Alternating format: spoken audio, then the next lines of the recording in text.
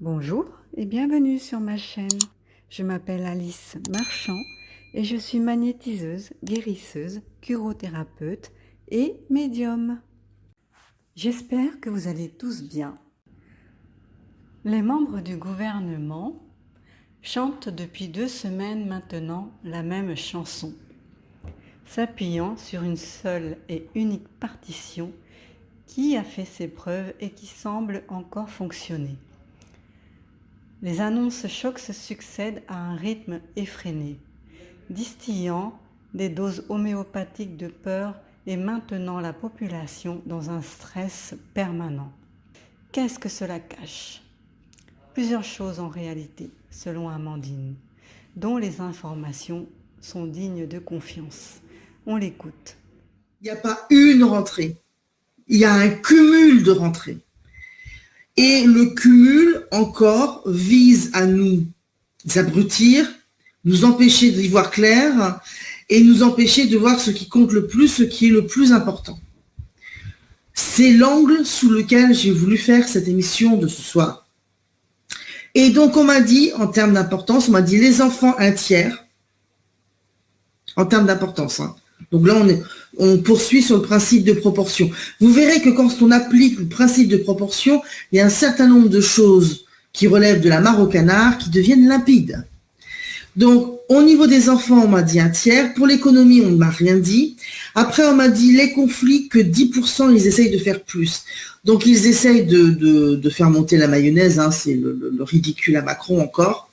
Donc, si vous mettez un tiers, c'est-à-dire 33%, plus 10%, soyons généreux, on arrive à 43%, d'accord? Donc, ça veut dire qu'il reste 57%. Donc, les enfants, c'est pas négociable. Il y a plusieurs risques sur eux. Les conflits, c'est pas totalement anodin parce que c'est pas complètement résolu le risque au niveau de la centrale nucléaire Zaporizhia, tant que Zinzin, il n'est pas en train d'humer l'herbe qui reste fraîche au fond du truc qui est à côté de la route, voilà. Mais le fait est que le gros morceau, c'est, et ça reste, l'économie. C'est-à-dire que quand vous appliquez le principe de proportion, aussi ulcérant que ce soit pour les enfants, aussi nauséeux que soit la partie conflit, le gros morceau reste l'économie. Burno le traître. Monsieur Divizio, quant à lui, affirme que Mac Aaron, adepte de la méthode Schwartz, applique avec zèle ce qu'on lui a appris. Emmanuel Macron, vous l'avez vu hier, a sonné la fin de l'abondance, la fin de l'insouciance, et donc nous promet des heures sombres. Alors, d'aucuns y ont vu finalement une provocation, une ultime provocation d'Emmanuel Macron, d'autres y ont vu l'annonce du début de la guerre et des restrictions qui vont avec. Je pense pour ma part que Macron est un garçon extrêmement intelligent et que c'est bien plus compliqué que ça en réalité. Pour comprendre son propos, qui n'est pas conjoncturel en fait, il est bien structurel son propos, il faut remonter à qui il est, Emmanuel Macron. C'est un néolibéral, appelons-le comme ça, adepte finalement de la mondialisation et du mondialisme en général, et qui n'a plus du tout aucune notion de la nation et des peuples qui vont avec. Et finalement, lorsqu'il parle de la fin de l'abondance, d'aucuns auraient pu y voir une forme de provocation à travers les Français qui doivent se priver de l'énergie, etc. C'est à mon avis plus compliqué que ça. En tout cas, ce qu'on sait, c'est qu'il ne parle absolument pas des dépenses de l'Élysée, puisque, par exemple, 930 000 € étaient nécessaires pour des travaux de l'Élysée, que 300 000 € pour une moquette neuve, pour vous donner cet exemple, 600 000 € de fleurs en 2020. Donc il semble que la fin de l'abondance ne le concerne pas et ne concerne absolument pas effectivement Brigitte Macron, même si naturellement il a promis une baisse des dépenses de l'Élysée en 2022. Non, en réalité, lorsque Emmanuel Macron parle de la fin de l'abondance, il essaye ni plus ni moins de nous introduire au Great Reset, en fait, ni plus ni moins. Toutes les théories, finalement, de Klaus Schwab sur la nécessaire réinitialisation, un monde différent après le Covid, et évidemment, celui-ci ayant engendré une prise de conscience, la rareté d'un certain nombre de biens, et le 21e siècle sera écologique ou ne sera pas, sera tempérant ou ne sera pas. Ce qui est sûr, c'est que nous ne sommes pas en récession et que nous n'irons pas jusque-là. Les analystes de Sud Radio pensent la même chose. On les écoute. Tout compte fait, Éric Revel, chaque matin on fait des comptes. Hein, oui, bonjour. Bah, oui. Alors bonjour, justement, il en est question de comptes ce matin. Parce qu'il y a une question qui est sur toutes les lèvres. L'économie française va-t-elle basculer dans la récession? Bah oui, qu'on soit simple citoyen, j'allais dire, ou expert, c'est la question du moment, parce que évidemment ça a un impact sur notre façon de vivre. Cette question, avec tous les chocs qu'on connaît en ce moment, choc de pouvoir d'achat, crise énergétique, inflation, remontée des taux.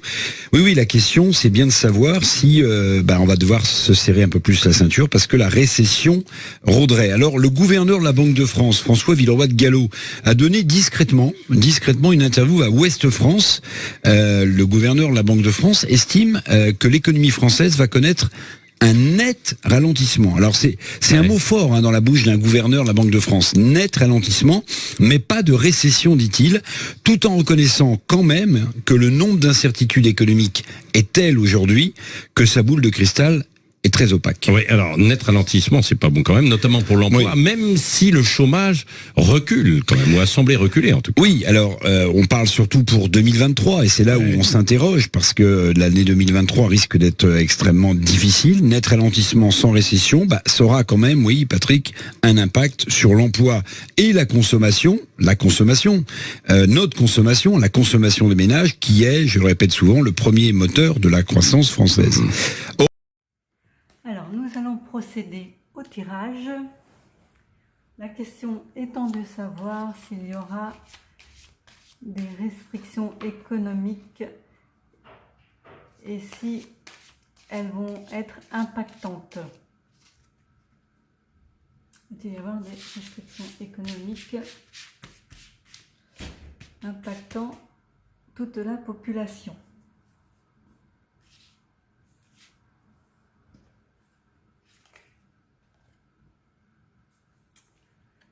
Donc la force à l'envers, ça c'est la carte de la force, je ne sais pas dans quel sens, voilà, la force à l'envers.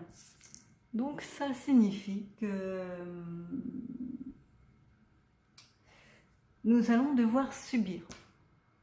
On va subir ça et nous n'avons pas la capacité actuellement de nous défendre. On va subir ça, mais notre force, notre puissance, bien qu'étant pour l'instant bridée, n'est pas totalement annihilée ou détruite.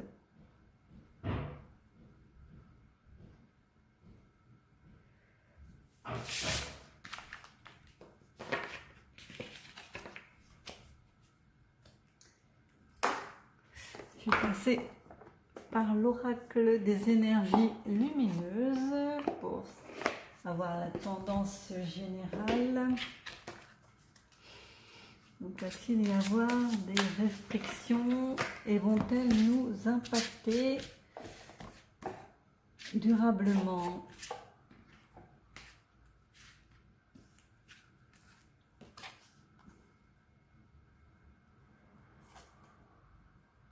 L'authenticité. Cela pourrait signifier qu'il y a un cœur là qui est torturé, bridé, maintenu par des liens, mais le fond est vert. Donc ça pourrait signifier que il y a des liens qui se cassent là, nous nous débattons, voilà, nous n'acceptons pas les choses qu'on nous impose. Nous n'accepterons pas, même si la force là, elle est maintenue, hein, elle est maintenue mentalement, même si les esprits sont encore réticents et bridés par des décennies d'obéissance aux lois, par des décennies d'obéissance aveugle aux différentes lois et aux différents gouvernements. Nous sommes toujours dans ce cas-là actuellement, mais ça ne durera pas. Ça ne durera pas. Notre cœur général, le cœur de la France, est pour l'instant emmuré, maintenu. Il y a des liens qui ne sont plus si solides que ça, puisque ça se déchire de partout. Ça se déchire de partout. Tous les liens se brisent. Et notre cœur, à l'unisson, va battre. Nous allons faire peuple, nous allons aller à l'encontre des décisions, et notre force, bien qu'elle soit maintenue pour l'instant, hein, j'ai bien dit pour l'instant, va jaillir, surgir et emporter, balayer tout ce que le gouvernement essaye de nous imposer et que nous n'accepterons pas.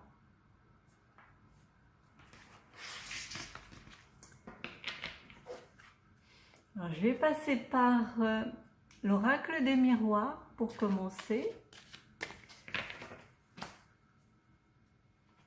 Y aura-t-il des...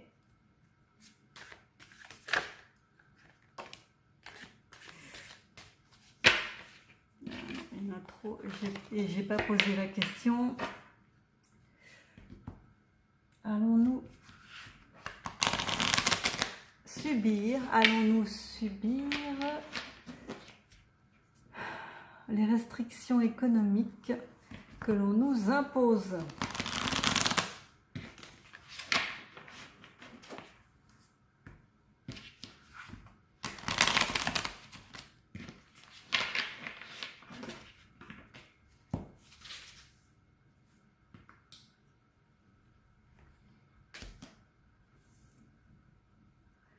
On va se réveiller avec la carte de la clairvoyance à l'endroit.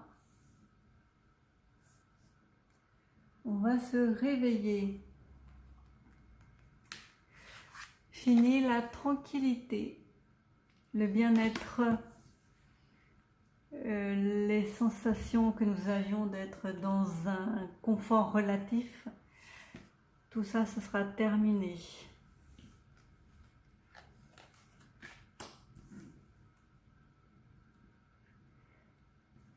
La carte de la victoire à l'endroit. La carte de la victoire. Donc nous allons voir clair. On dira adieu. Enfin, pour pouvoir gagner, avoir la victoire, on oubliera, enfin on laissera de côté nos sensations de tranquillité. Et pour le respect de notre corps, de notre intégrité mentale, de nos valeurs, de tout ce qui nous touche et nous concerne, on ne laissera pas passer les choses que le gouvernement nous impose. Et là, c'est une question économique, donc on ne laissera pas passer tout ce qui nous, économiquement, cette carte, je ne la prends pas. Tout ce qu'économiquement, ils nous imposent ou ils veulent nous imposer. 5. Bon. Et il y aura des compromis. Il faudra faire des compromis.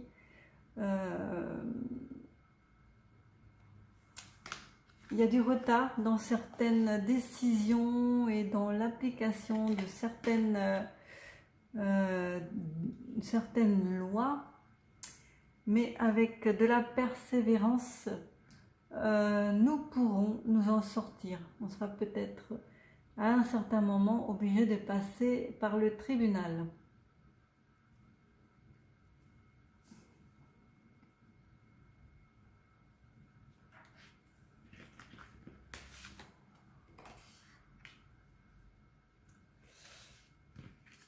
Bon, les enfants, pour l'instant, semblent hors de danger. Pour l'instant, ils ont abandonné. Ils ont abandonné ou laissé de côté les enfants parce qu'ils ont peur de ce que cela va générer. Mais nous battons pour défendre nos enfants. Leur projet sera abandonné.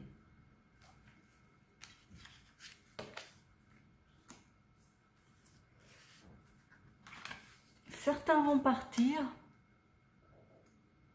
Donc là, c'est des déplacements à l'étranger ou aller voir ailleurs, tellement ils seront accusés par la population, montrés du doigt et soumis à la vindicte populaire.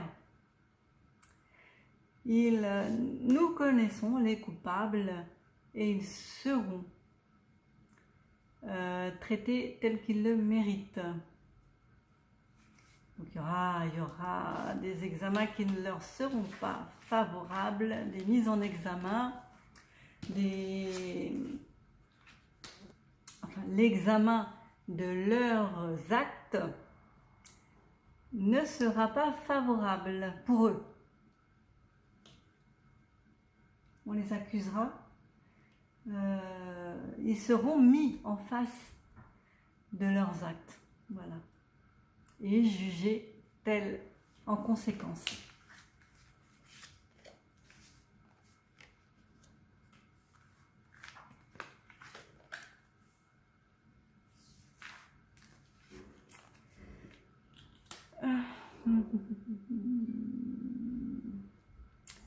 Bon, il n'y a pas beaucoup de possibilités, pas beaucoup de choix qui se présentent à nous. Nous devons absolument les évincer du pouvoir. Tous les politiques qui sont contre la population, qui agissent à l'encontre de la population, en sachant parfaitement que c'est contraire aux valeurs françaises, seront évincés, écartés du pouvoir.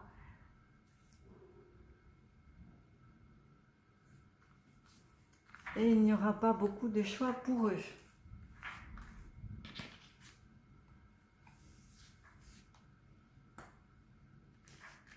Ils perdront tous leurs prérogatives et tout leur porte-monnaie sera vidé. Ils iront faire des rêves dans leur maison. Ils rêveront à leur vie d'antan où tout était luxuriant et facile d'accès. Ils n'auront plus que leurs rêves pour les maintenir.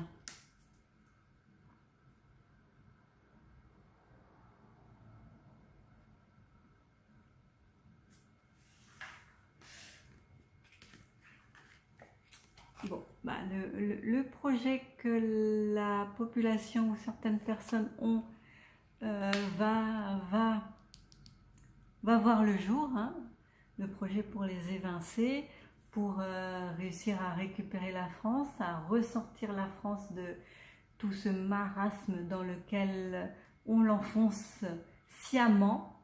Donc c'est ce qu'il faut noter, c'est que c'est voulu. Et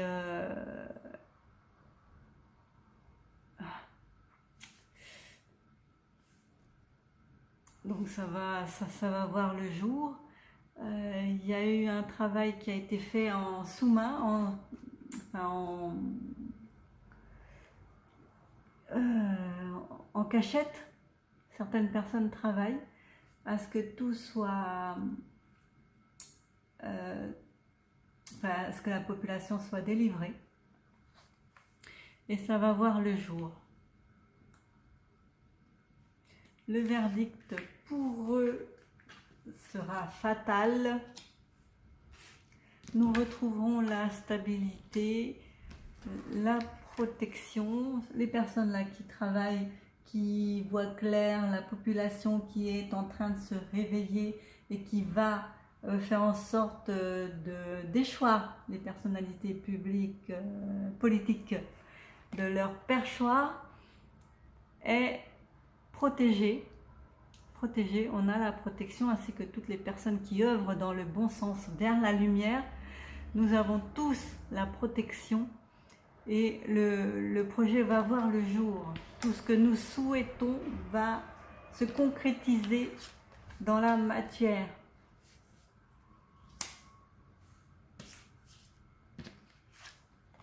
Séparation avec le pouvoir, naissance d'une nouvelle société, d'un nouveau concept, d'une nouvelle ère, séparation avec l'ancienne ère, l'ancien gouvernement, les politicards véreux, les personnes qui profitaient de tout impunément jusqu'à leur apogée, là, ces derniers temps. C'est l'apogée de leur gloire, il faut qu'ils en profitent encore quelques semaines, mais le bateau Tanguay va couler.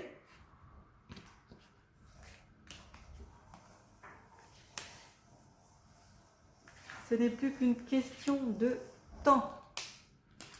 Et ce sera échec et mat. Échec. Pour eux.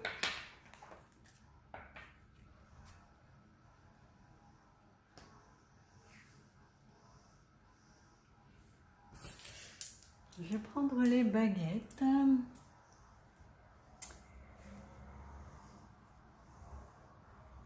Alors, allons-nous subir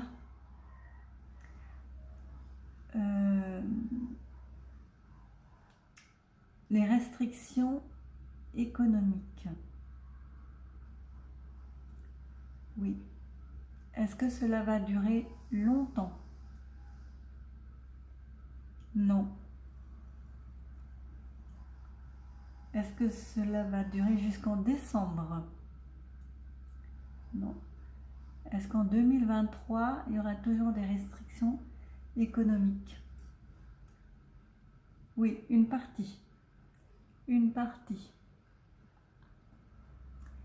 Il restera encore quelques restrictions, mais petit à petit, elles seront levées le temps que la France se redresse et que les personnes qui sont à la tête du pays fassent le nécessaire pour nous en sortir, pour réparer les dégâts causés par qui vous savez. Est-ce que dans les 6 premiers mois, on aura terminé la récession? C'est pas une récession, mais les restrictions économiques. Oui. 6 premiers mois de 2023. Au bout des 6 premiers mois, nous aurons fini. Nous allons nous en sortir. Donc, ce qu'il faut que vous compreniez bien, c'est que pour l'instant, ce qu'il met en place, c'est pour nous restreindre dans notre vie quotidienne, dans notre économie, dans notre vie sociale aussi. C'est pour nous restreindre, mais cela ne va pas durer.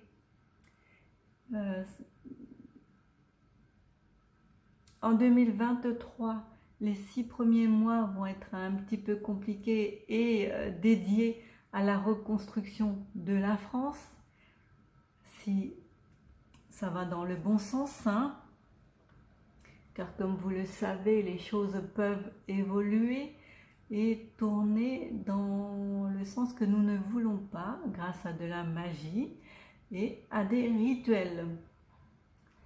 Mais nous, en tant que travailleurs de lumière, ce que je vous dis là, c'est que dans les 6 prochains mois, cela devrait, en 2023, les 6 premiers mois de 2023 devraient voir une amélioration. Voilà, et que ça se terminera vers juin-juillet. Et nous retrouverons petit à petit notre vie telle que nous l'avons connue avant 2017. Voilà, à peu près, ce sera à peu près équilibré comme à ce moment-là. Ce tirage est terminé. Merci de l'avoir suivi. Je vous fais des gros bisous. À bientôt. Prenez soin de vous et de vos proches.